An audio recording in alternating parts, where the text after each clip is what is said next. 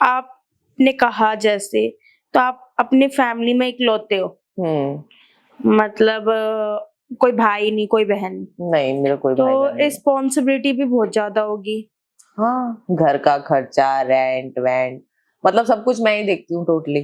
तो कैसे मैनेज होता है? अब हो जाता है शूट वगैरह से, कुछ अनकट शूट से मिला जुला के कर ही लेती हूँ कैसे ना कैसे मैनेज। जब फिर भी जिम्मेदारी आती है तो इंसान मैनेज करना भी सीख ही जाता है धीरे धीरे। फिर भी कैसे मैनेज करते हो? क्योंकि आपने कहा कि मैंने जॉब नहीं किया, मेरा शुरू से इंटरेस्ट क्या कहते हैं, एक्टिंग लाइन में थी, तो फिर आपने कैसे रिस्पॉन्सिबिलिटी ली अपने आप से? देखो, जहां तक मैं जॉब की बात करूंगी, आजकल की जॉब में कोई भी इतनी कमाई नहीं है जितना इंडस्ट्री में है। इंडस्ट्री में इंसान पर डे जितना कमा लेगा और पूरे महीने वहां पे रगड़ेगा तब जाके उसको थोड़े से पैसे मिलते हैं। तो मेरे ख्याल से जॉब में कोई फायदा नहीं है। दिन रात अपने जाओ, कमर तोड़ो, बैठो या खड़े रहो फिर उसके बाद पूरे महीने मेहनत करो तब जाके पैसा पाओ। ठीक है। तो जॉब में और जो आप करते हो शूट वगैरह, उसमें क्या अंतर है? अंतर ये है कि भाई शूट में तुम अपना शूट करोगे, तुम्हें पर डे अपना पेमेंट मिल जाता है, तुम्हें कहीं भागना नहीं है, कहीं जाना नहीं, खाना पीना रहना सब मिलता है। प्लस वो तुम्हारे ऊपर है कि तुम पर डे अपनी पेमेंट लेते हो या महीने बेस पे ले रहे हो। काम खत्म होने के बाद तुम्हें तुम्हारा पैसा मिल ही जाता है, चाहे 4 दिन का काम हो या 5 दिन का हो। तो कहने का मतलब ये है कि जॉब से अच्छा जो आप शूट वगैरह करते हो उसमें ज्यादा पैसे हैं। तो पर डे के हिसाब से आपको कितना मिलता था जब आप शूट करते थे? देखो, जब मैं स्टार्टिंग में आई थी, मैंने शुरुआत जस्ट 300 रुपए से की थी। मुझे आज भी याद है, मेरी पहली पेमेंट थी वो। फिर एक बार मुझे 500 मिले, फिर भोजपुरी में 1500, 2000, 2500 ऐसे ऐसे करके बढ़ते चले तो गए। आपने पहला शूट जो था वो कौन सा किया था, किस चीज का शूट था? मेरा पहला शूट मैंने किया था एल्बम का। सबसे पहले तो मैंने एकेडमी वगैरह से मतलब एक्टिंग क्लासेस वगैरह ली थी, डांसिंग वगैरह भी सीखा कुछ टाइम, 6-7 महीने। उसके बाद है ना, फिर मैंने रोहिणी में ऑडिशन दिया, वहां सिलेक्शन हुआ। फिर वहां मुझे मेरा पहला गाना मिला, फिर पहला गाना किया। उसके बाद मैं पहला गाना कौन सा था? भोजपुरी था, हिंदी था, क्या था? हिंदी टाइप था कुछ, अब उतना मुझे याद भी नहीं है, बहुत पुराना हो चुका है वो सब। फिर उसके बाद मुझे भोजपुरी में एंट्री मिली। मैं नजफगढ़ जाती थी शूट करने, वहीं किसी डायरेक्टर को, डीओपी को मेरा नंबर वगैरह मिला, मेरे पास कॉल आया। फिर उसके बाद मैंने धीरे धीरे करके भोजपुरी में एंट्री शुरू करी। फिर 5 साल टोटल मैंने भोजपुरी में काम किया, मतलब स्टोरी वोरी इस सब लाइन से मेरा कुछ वो नहीं था, सिर्फ एल्बम।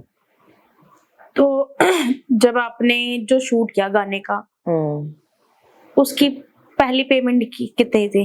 1500 पर डे, 1500 ही मिलती थी उस टाइम। स्टार्टिंग में जब हम लोग नए नए थे। अब जाके 3,500-4,000 रुपए मिलने लगी है लड़कियों को। वो टाइम एक ऐसा था कि 1500 या 2,000 रुपए से ज्यादा किसी को पेमेंट नहीं मिलता था, बिल्कुल भी नहीं। और ऊपर से पूरे पूरे दिन मेहनत, मतलब सुबह से जाओगे, रात भर नाचोगे, फिर अगले दिन की भी सुबह हो जाएगी, तुम्हें पता ही नहीं चलेगा। 5-5 बजे तक शूटिंग चल रही है, गाने नहीं, छपाई हो रही है तो कहने का मतलब है एक दिन के शूट के हिसाब से पैसे मिलते थे? हाँ, एक दिन काम किया 1500 रुपए लिया, दूसरे दिन काम किया फिर 1500 रुपए। हाँ, वैसे ऐसा था। तो आपने जब शूट स्टार्ट किया तो आपको ऑफर्स वगैरह भी बहुत सारे आए होंगे। जैसे ऑफर्स, जैसे हमारे साथ काम कर लो, हमारे साथ काम कर लो, हम इतने पैसे देंगे। ऑफर्स बहुत आए। मैंने मार्केट में बहुत काम किया, वो भी घूम घूम के किया, किसी एक के पास नहीं किया कभी भी। कभी इसके पास किया, कभी उसके पास किया, कभी उसके पास किया, मतलब पूरे नजफगढ़ में घूम घूम के काम करती थी मैं। तो आपको कितने साल हो गए काम? मुझे हो गए इंडस्ट्री में मेरे ख्याल से 10 साल। 10 साल? मेरा बचपन ही गुजर गया उसमें। 10 साल में बहुत एक्सपीरियंस हो गया होगा आपको। हाँ, मैंने काफी सारे शूट्स किए बचपन से लेके अभी तक। और जब मैंने एंट्री करी थी मेरी उम्र 17 साल की थी, मैं बच्ची थी उस टाइम।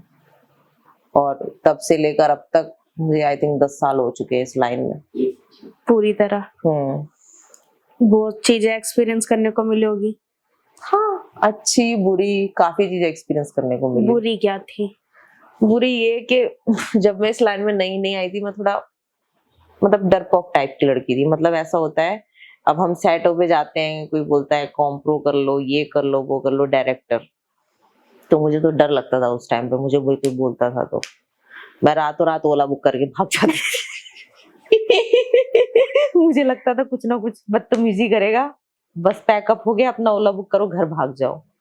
और कुछ टाइम तक तो ऐसा था कि मेरे पापा जाते थे मेरे को शूट पे छोड़ने लेने के लिए।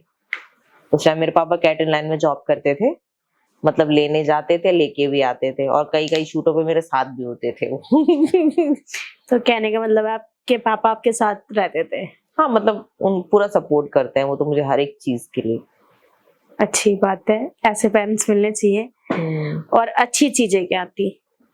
अच्छी चीजें यही कि मैं जो चाहती थी वो सब मैंने किया, काम किया, अच्छे अच्छे एल्बम किए, मतलब नाइट नाइट शूट भी किए मैंने। मतलब ठंड के मौसम में एक गाना तो मैंने ऐसा किया था, मतलब बर्फ की सिल्ली विल्ली पे लेट के बर्फ पूरा अपने बदन पे रगड़ा था। रात के 2 बजे शूट चल रहा था मेरा, मतलब पूरे बॉडी पे ऐसे बर्फ घिस रही थी मैं। मतलब अच्छे अच्छे गाने किए उस टाइम पे मैंने। मतलब वो गाने अब पॉपुलर हो गए होंगे। हाँ, पॉपुलर है, आज भी है यूट्यूब पे। भोजपुरी थे या हिंदी थे? भोजपुरी थे। ज्यादातर आपने इन लाइन में हिंदी गाने किए हैं, भोजपुरी गाने किए हैं? मैंने सबसे ज्यादा भोजपुरी सॉन्ग्स करे हैं, सबसे ज्यादा। सबसे ज्यादा। और आपको 5 साल हो गए? हाँ, 5 साल हो गए थे मुझे उस इंडस्ट्री के अंदर।